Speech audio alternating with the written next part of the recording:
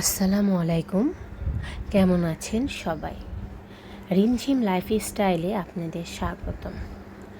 আজকে আমার এই ভিডিওতে আমি কোনো রেসিপি শেয়ার করছি না, শুধু দেখাবো যে আজকে দুপুরে আমি কি রান্না করেছি।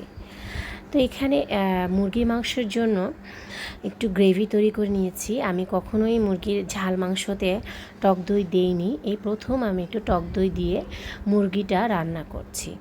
তো এখানে টক দই আর জয়ফল জয়ত্রী গুঁড়ো দিয়েছি, আর রেগুলার যে মশলাগুলো দেই আমি সেটাই দিয়েছি।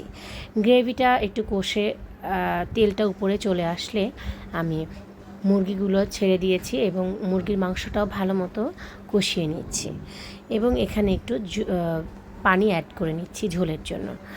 যেহেতু বিকেলবেলা আবার আমরা একটু পুরি দিয়েই খাবো বা লুচি তৈরি করে আমি একটু মাংসর ঝোল দিয়ে খাবো, তাই একটু ঝোলটা বেশি রেখেছি।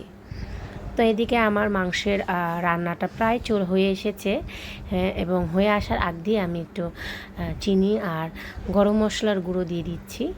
এই যে আমার রান্নাটা প্রায় শেষের দিকে শেষ হয়ে গিয়েছে। সো আল্লাহ হাফেজ। নেক্সট ভিডিওতে আপনাদের সাথে আবার আমার দেখা হচ্ছে। ধন্যবাদ সবাইকে।